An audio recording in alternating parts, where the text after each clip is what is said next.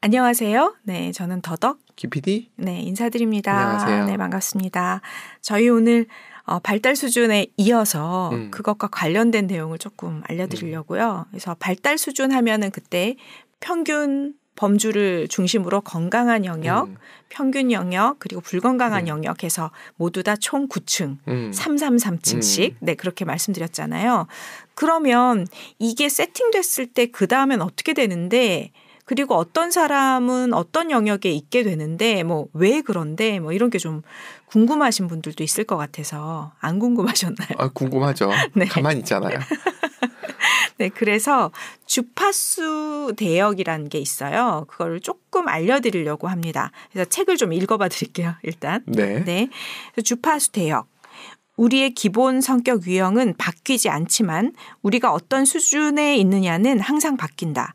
우리는 하루 사이에도 특정 주파수 대역 안에서 자신의 성격 유형의 여러 단계를 오르내릴 수 있다.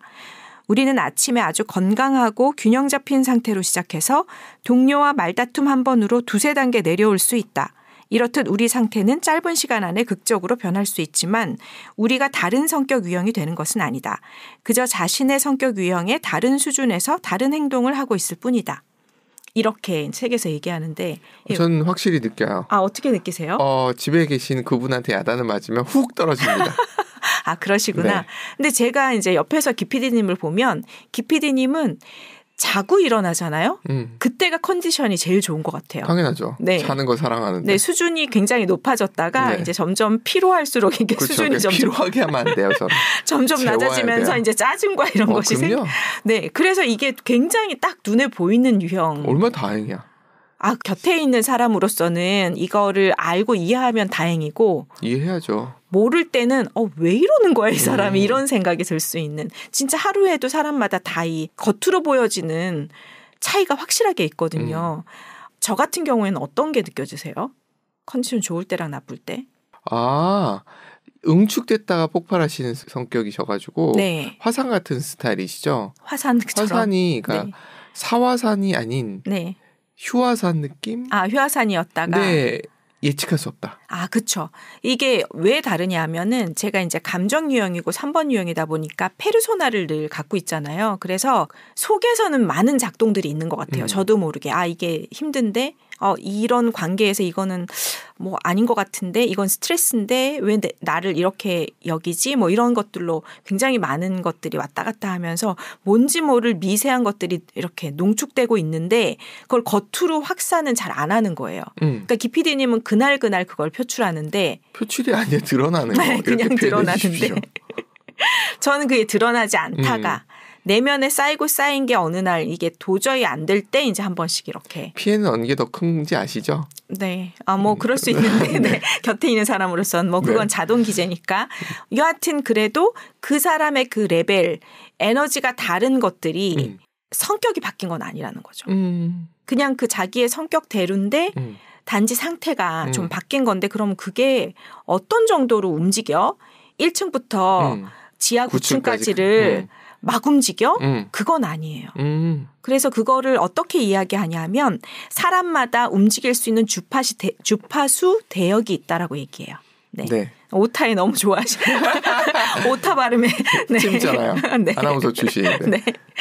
그래서 주파수 대역이 있다. 그 주파수 대역이 이 책에 그림으로 나와 있는 부분이 있는데 A라는 사람은 레벨 3에 그 왜 어떤 장난감 같은 거 보면은 구멍이 딱딱딱딱 뚫려서 거기에 나무 막대로 이렇게 고정할 수 있는 고정선을 바꿀 수 있는 게 있잖아요. 네. 그래서 그렇게 못을 이렇게 박을 수 있는 게 레벨 1에도 있고 2에도 있고 3에도 있고 쫙 닦아 마이너스 9층까지 있다고 치면 그 못을 바꿔 낄 수 있다고 생각해 보세요. 그럼 그 못을 레벨 3에 끼워 놓은 사람이 있어요. 그리고 레벨 6에 끼워 놓은 사람이 있는 거예요. 그래서 그 못이 끼워져 있으면 거기에 약간 탄탄한 어떤 고무밴드 같은 걸 끼울 수 있어요. 그 고무밴드가 상태가 좋으면 가볍게 해서 약간 위로 올라가고 상태가 나쁘면 축 처져서 아래로 내려와요. 그래서 그거의 진동폭이 3에서 4 정도 레벨을 왔다 갔다 하는 거예요. 그래서 레벨 3에 꽂혀 있는 사람은 상태가 좋으면 레벨 2로 올라갔다가 이게 약간 컨디션이 나쁘면 레벨 한 4, 5까지 이렇게 내려갈 수 있는 그런 정도 진동폭이라고 보시면 되는데 그럼 레벨 6에 꽂혀 있는 사람은 어떻겠어요? 바닥도 갈 수 있다. 네, 평균 범위의 아래쪽에 있는 사람은 아무리 올라가도 건강한 범주까지 못 올라가고 내려가면 불건강한 범주로 내려갈 수 있는 그 정도에서 왔다 갔다 하는 거예요. 그게 주파수 대역이라고 볼 수 있습니다. 그럼 어떻게 해서 그 대역에 꽂혀? 라는 게 궁금하지 않으세요? 누구는 왜 3 정도 레벨에 있고 누구는 왜 5 정도, 6 정도 레벨에 있어? 훌륭하신 분들은 네. 위에 있고 그렇지 않은 내려가고. 스스로가 훌륭한 분들이다. 네. 이걸 어떻게 얘기해야 될까? 수습하지 마세요. 네. 수습 안 돼요. 네. 그래서 이거는 굉장히 다양한 어떤 변수가 있는 것 같아요. 기질적인 거는 타고나잖아요. 근데 그 건강도는 제가 생각할 때는 어릴 때 환경이 굉장히 많이 좌우할 것 같다는 생각이 듭니다. 그래서 부모님과 나와 결이 맞거나 굉장히 양육 형태가 좀 개방적이거나 좀 이해해주는 내 자신의 캐릭터를 온전히 이해해주는 부모나 환경이었으면 건강도가 굉장히 좋은 수준에서 시작할 수 있어요. 평균 범위 윗단 정도에 시작할 수 있을 것 같아요. 근데 그렇지 않은 사람이라면 늘 내 개인의 어떤 개성에 대해서 뭐 침해받거나 뭐 야단을 맞거나 그것이 인정되지 않는 사람이라면 그 자신에 대해서 자아상이 안 좋기 때문에 건강한 범주로 못 올라가고 평균 범죄 아래쪽 뭐 아니면 그 정도의 가정 환경도 테두리가 없었다. 너무나 불행한 환경이었다 하면 그게 좀 더 내려갈 수도 있고 근데 그것이 또 그렇다고 해서 모두 다 내려간 상태는 아니고 이 기질적으로 또 이렇게 막 뭐라 그럴까 오뚜기 같은 기질들이 있어요. 그러면 또 어느 정도 평균 범위에서 시작할 수 있고 그러니까 그거 세팅은 어린 시절에 여러 가지 환경과 복합적인 걸로 세팅이 된다라는 생각이 듭니다. 그래서 이렇게 9가지 성격이 9개 구멍에 있는 판자라고 생각해 볼 때 그렇게 나무못의 밴드를 가지고 좀 컨디션 나쁠 땐 좀 내려가고 올라가고 이걸 반복합니다. 그런데 이 무게중심 처음에 꽂힌 그 못의 위치 그거를 바꿀 수는 없냐 했을 때 어떨 것 같으세요? 바꿀 수 있겠죠. 맞아요. 근데 바꾸는 게 쉬울까요? 에너지 좋으신 더덕님은 하잖아요. 저는 기를 쓰고 한 것 같은데 할 수 있어요. 네, 할 수 있어서 사실 굉장히 점진적이고 굉장히 천천히 움직일 텐데 그래도 할 수 있다. 근데 이걸 굳이 해야 돼? 라고 생각할 수 있잖아요. 생긴 대로 살지 힘든데. 근데 그 에너지 레벨 낮은 곳에 꽂혀 있는 분들은 인생 자체가 계속 힘든 거예요. 자기 자신에 대해서도 스스로 인정하지 못하거나 주변 환경에 대해서도 늘 불만을 표시하거나 모든 것에 대해서 부정적인 어떤 시각으로 보게 된다거나 인생이 계속 꼬이게 되는 거죠. 자기가 자기 발목을 잡게 되거든요. 그래서 그 반복되는 패턴을 뿌리치고 싶으시면 그 무게중심 레벨을 좀 올리시려고 노력하는 게 좋다라고 보시면 되고요. 그래서 여기서 한번 읽어보겠습니다. 아까 말씀드렸던 레벨 3에 있는 A라는 사람의 주파수 대역은 2부터 5까지인 반면에 B라는 사람의 주파수 대역은 5부터 8까지이다. 이들이 같은 성격 유형에 속해 있다고 해도 이 두 사람의 동기, 태도, 행동, 정서적 안정 정도, 인간관계의 질 등은 확연하게 다르다. 그림에서의 화살표는 각각 개인의 못 혹은 무게중심이 어디에 있는지를 나타내준다 하면서 제가 이제 말씀드렸어요. 네, 그래서 진정으로 변화하고자 한다면 우리가 자신이 실제 있는 수준보다 더 높은 곳에 있다고 생각하는 경향이 있다는 것을 명심해야 된다. 무슨 말이냐 하면 자신이 평균 범주보다 굉장히 낮은 6이나 7 정도에 있어요. 근데 이분들이 어떻게 생각하냐면 스스로는 꽤 괜찮은 사람이라고 여겨요. 저보러 하시는 얘기인가요? 아니요. 그게 아니고요. 대부분 사람들이. 이게 되게 신기해요. 피해자 코스프레를 하면서도 스스로는 굉장히 괜찮은 수준이라고 다들 생각하거든요. 불건강한 사람일수록 사실 더 그래요. 그래야 살죠. 네, 맞아요. 그런 것 같아요. 건강한 수준에 있는 사람은 자기에 대한 메타인지로 계속 자기를 점검하거든요.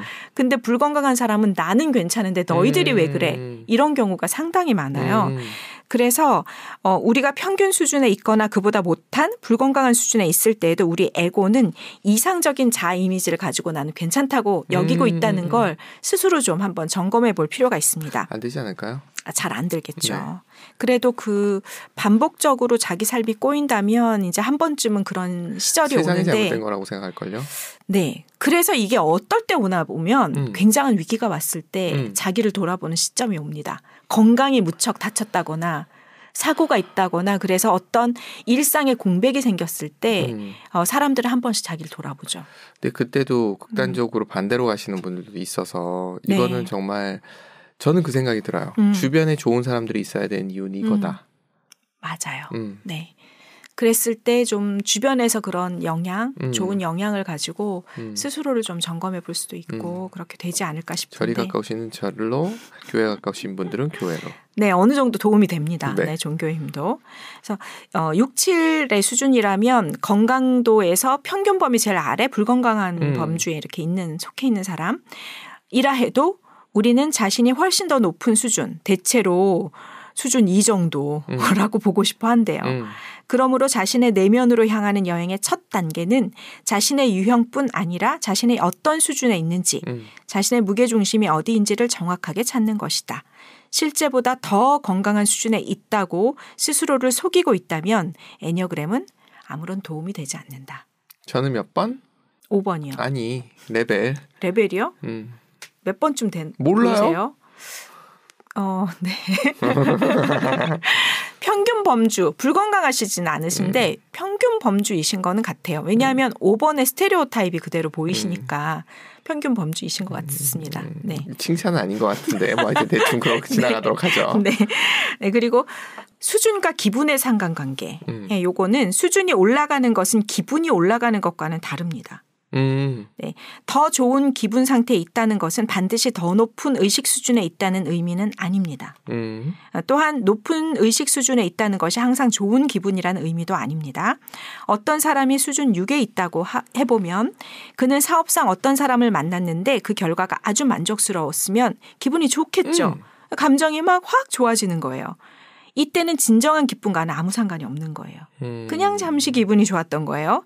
왜냐하면 이 사람은 상황이 나빠지면 훅 또 나빠질 거거든요. 그래서 그 사람 다시 부정적이 될 것이며 또 이 또한 외부 상황에서 좌우되는 것에 지나지 않는다는 것을 알고 계셔야 되고요.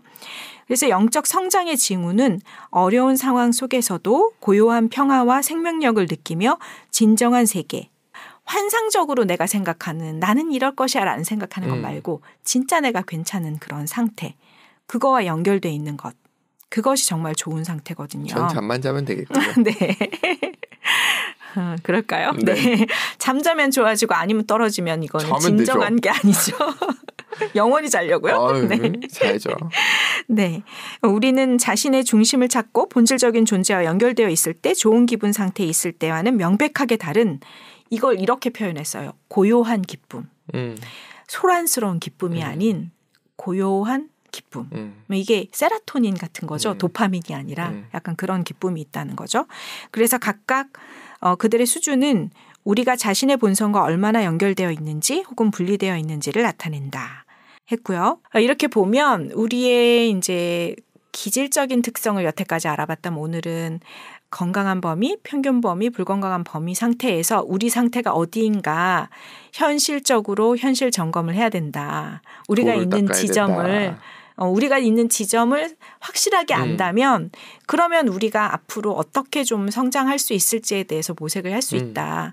내 상태가 지금 아닌데도 나는 되게 괜찮은 사람이 이렇게 여기면 발전할 수가 없잖아요. 그래서 그 범주를 알면 좋은데 그거는 말씀 지난 시간에도 드렸지만 다시 한번 말씀드리면 여러분 유형을 일단 찾으시고요.